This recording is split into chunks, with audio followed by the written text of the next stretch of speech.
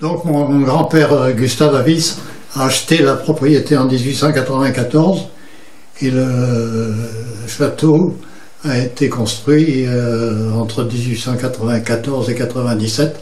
La famille qui habitait Paris s'y est installée en 1897. Et ton arrière-grand-père était d'origine mancelle? Mon arrière-grand-père était d'origine mancelle, oui. Il était boulanger rue Courtardy.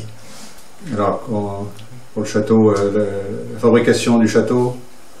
Moi, j'en sais pas grand-chose, à vrai dire. C'est que il a été construit par un architecte qui s'appelait Darcy. Georges Darcy? Georges Darcy, oui, qui était lui-même fils d'architecte. Bon, enfin, donc, le but de mon grand-père en achetant cette propriété était d'y réunir sa famille tous les ans, et ce qui a été fait régulièrement jusqu'à la guerre. La période la plus faste était le mois de septembre, parce que le pays était giboyeux à l'époque, et j'avais plusieurs oncles chasseurs. Par conséquent, là, ça faisait une grosse réunion de famille en septembre. Mon père m'a toujours dit que son père avait fait venir, ou l'architecte, je ne sais pas, avait fait venir des compagnons maçons de la région parisienne, et qu'il y avait un grand campement dans la prairie, dans la grande prairie qui est devant le château, et les gens s'étaient installés dans des tentes, et il y avait une espèce de campement pour les tailleurs de pierre, pour les tailleurs de pierre et les maçons en général. Ouais. Il paraît que, du point de vue anecdote aussi, j'avais entendu dire que les pierres qui allaient être taillées sur le château étaient alignées tout le long du chemin jusqu'à la route. Là, il y avait 400 mètres de pierres alignées tout le long du chemin. Ouais. Qui étaient au fur et à mesure amenés au château et taillés sur place. Parce qu'il y a beaucoup d'éléments ouvragés, et des lucarnes, des fenêtres à meneaux, des escaliers. Enfin, il y a beaucoup d'éléments qui sont taillés dans la pierre directement sur place. Et donc tout a été, il y a une majorité des pièces qui ont été taillées sur place, du coup. Ouais. Et il y a vraiment, ils n'ont rien apporté à part la matière. La pierre, oui, c'est ça. Ouais. A été amenée. Alors à l'époque, il y avait le train, justement, c'est ce qu'on disait ce matin avec l'architecte des bâtiments de France, c'est que déjà le train existait déjà. Donc la pierre venait même de très loin. Donc il y avait notamment des pierres qui venaient de Lorraine, qui servaient pour les fenêtres, qui venaient évidemment par le chemin de fer, ce qui n'était pas possible quelques années auparavant, puisque les constructions n'utilisaient que des matériaux locaux. Évidemment, le poids de la pierre était tel que, évidemment, on s'est ravitaillé sur place. D'un point de vue d'architecte, je peux dire que, en fait, c'est pas une très vieille construction, comme on peut voir, mais elle est un peu entre les époques, et ça c'est intéressant, je trouve, parce que à la fois au niveau du style architectural, elle fait référence au gothique, ça veut dire à une époque qui a eu lieu il y a, je ne sais pas, 800 ans ou à peu près, mais en même temps, par exemple, la charpente, elle est déjà en métal, comme les gares modernes du train qui vient d'arriver à cette époque-là, à l'époque de construction de cette maison. Et donc, et quelques années après, il y a déjà l'art nouveau, qui est vraiment une nouveauté du XXe siècle. Donc, c'est une bâtisse qui on peut dire, et entre les époques, à la fois très moderne et en même temps encore avec des références ancrées dans le passé. Ma propre famille, c'est-à-dire mes parents et mes frères et sœurs, nous habitions le lit de la France. Donc on est ici que l'été. Donc elle était inoccupée, Fayet. Donc la dernière année de réunion familiale a eu lieu en 41 même, je crois. C'était donc pas occupé en 41, ça a été occupé à partir de 42.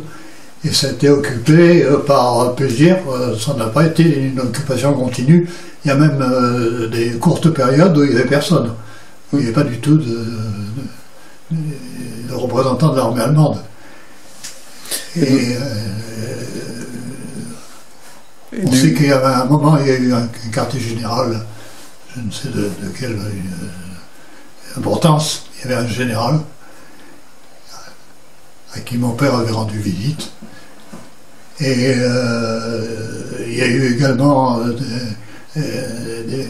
atelier de réparation de chars. Il y avait des chars qui étaient planqués partout dans le bois. Et ils avaient fait des espèces de tranchées pour les camoufler. Ces tranchées existent toujours.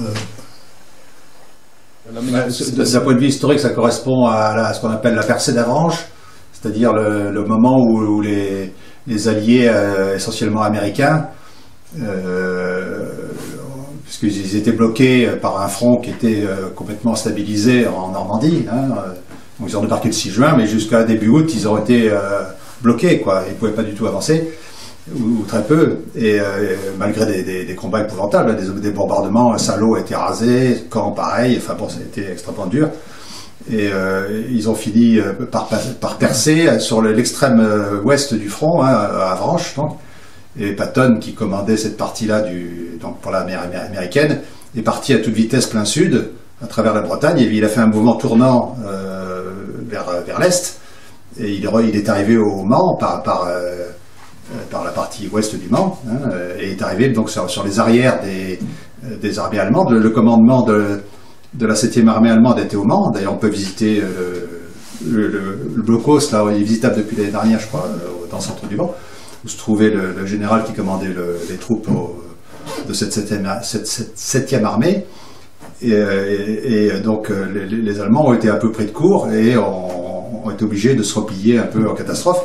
Et les troupes qui se trouvaient ici, qui étaient des troupes peu aguerries, c'était essentiellement, je crois, d'après ce qu'on m'a dit, des jeunes, ont un peu paniqué, ou en tout cas ont décidé dans la cohue de ce moment-là, j'imagine, de percer en tout cas 2 fûts d'essence. Il y a un article de l'époque qui dit qu'ils avaient monté 2 fûts de 200 litres d'essence au premier étage, et quelques dizaines de fûts de 10 litres dans le bâtiment à côté, là, où étaient rangées les voitures, et ils ont mis le feu. Hein. Donc ce château a brûlé toute la nuit. On voyait, paraît-il, l'incendie du Mans sans problème. Qu'est-ce qui s'est passé ensuite? C'est resté un peu en l'état. Hein. Donc après la guerre, il y a eu quelques dommages de guerre qui ont permis de reconstruire la maison où se trouvaient les voitures, qui a été transformée en maison d'habitation, où la famille a continué à venir. Voilà. Donc n'avait pas les moyens de restaurer le château à ce moment-là. Et du coup, le château a commencé à être muré pour le protéger à partir de quand? Et par qui? Ça, c'est mon père qui a muré les... Parce que le rez-de-chaussée n'a pas brûlé. Le rez-de-chaussée était préservé du feu. Et donc, on pouvait tout à fait visiter le château, qui était en plus extrêmement solide. Hein, donc, l'intérieur a souffert. Enfin, les planchers sont conservés, on peut circuler à l'intérieur assez facilement. Et donc, pour éviter les risques d'accidents liés à une invasion de visiteurs, mon père a décidé, pour des raisons donc, de sécurité, de murer tous les accès. Voilà. Ce qui fait que ça date de quoi? Il y a 15 ans peut-être que tu as muré les accès. Ça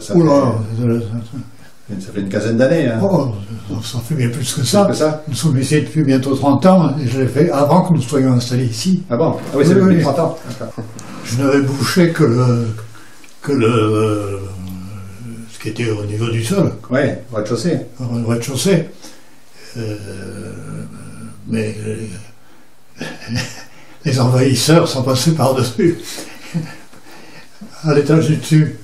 Et du coup, par rapport au projet de restauration et de sauvegarde, comment il est né et dans quelle tête, dans quel esprit en premier je suppose, enfin j'imagine, je ne sais pas s'il lui confirmerait, mais que ça a germé d'abord dans l'esprit de mon père, en 1945, parce qu'il a adopté à ce moment-là un métier il s'agissait de reconstruire la France. Oui. Donc je suppose qu'inconsciemment a dû fonctionner aussi l'idée de reconstruire le château, peut-être, enfin je ne sais pas. Hein. Voilà, et puis moi-même, depuis que je suis enfant, je fréquente cet endroit évidemment tous les étés, donc je voyais bien qu'il y avait quelque chose qui pouvait comment dire, être amélioré de ce côté-là, hein. C'était quand même questionnant, voilà. Et puis en 2002 ou 2003, mon père m'a demandé si je voyais une solution pour le château, parce qu'il y avait soit le projet de le raser, soit le projet d'en faire autre chose. Voilà. Donc il m'a demandé ce que j'en pensais. Donc je lui ai dit, écoute, je vais essayer de me faire une idée sur cette affaire. Et puis j'ai commencé à monter un projet de sauvegarde de ce bâtiment, en m'adressant aux architectes des bâtiments de France, qui m'ont dit qu'effectivement que le château était tout à fait intéressant et méritait d'être sauvé. Enfin, bon. Ça a bloqué à ce moment-là sur la décision de la DRAC, c'est-à-dire au niveau de la région, de ne pas du tout intervenir, que leur budget n'était pas suffisant pour même enlever le lierre du château. Voilà, donc ils ont jeté l'éponge. Les architectes des bâtiments de France à l'époque m'avaient suggéré de m'adresser à la Fondation du patrimoine pour avoir un soutien de ce côté-là. Mais bon, c'était trop compliqué, trop lourd à l'époque. Enfin, il y avait tellement de questions que je ne savais résoudre que j'ai un peu laissé tomber le projet à ce moment-là. Et puis il y a donc quelques années, il y a 4 ans exactement, enfin il y aura 4 ans, fin février, j'ai rencontré Niklas. On s'est mis d'accord pour essayer de conduire un projet de sauvegarde, qui a évolué depuis 4 ans. Il est passé par différentes étapes. Mais bon, là, on avance un petit peu quand même, et ça commence à prendre un tour plus concret, plus objectif, hein, puisque apparemment les promeneurs qui fréquentent le secteur se sont mis à se rendre compte qu'il se passait quelque chose. On essaie de faire quelque chose qui se prend un tour un peu plus manifeste maintenant. Et donc la première étape serait, enfin, la plus spectaculaire serait de remettre en place une couverture pour mettre le bâtiment hors d'eau et donc le préserver des dégâts de la pluie, du gel, avec le château. Mais l'idée, c'est de refaire une charpente et surtout une couverture à peu près ressemblant en tout cas à celle d'origine. Tu penses que cela prendrait combien de temps de réussir à terminer cette charpente vaguement, enfin, là, les travaux commencent en quelques mois, ça peut être fait. Hein. Le couvreur, je pense pas qu'il mette plus de 6 mois à faire ça. Enfin, oui, je pense que cette année, il y aura une toiture et couvertine. Couverture. Ouais. Alors ceci dit, c'est une première étape. Ça permet de préserver le bâtiment. Il s'agit aussi de voir ce qu'on peut en faire ensuite. Parce qu'évidemment, il y a plein d'autres questions qui émergent ensuite. Hein, sur aménager des accès, niveler le terrain autour, sécuriser tout ce qui peut être dangereux, parce qu'il y a évidemment des parties qui sont abîmées, qui peuvent se révéler dangereuses s'il y a des promeneurs qui viennent par là. Voilà, donc on va prendre ensuite les questions au fur et à mesure. Alors quant à l'usage final, bon, ça reste un peu flou pour l'instant. Enfin, bon, quelques idées peut-être. Quelques idées effectivement qui commencent à émerger. Donc ça peut être un lieu de rencontre, un lieu d'activité culturelle, un lieu de...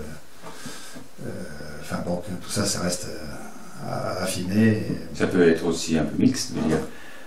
Oui, il peut y avoir quelqu'un qui habite dans une partie de l'immeuble ou de l'édifice et voilà, un usage culturel, ponctuel, quelques fois par an, et non? Oui, tout à fait, oui.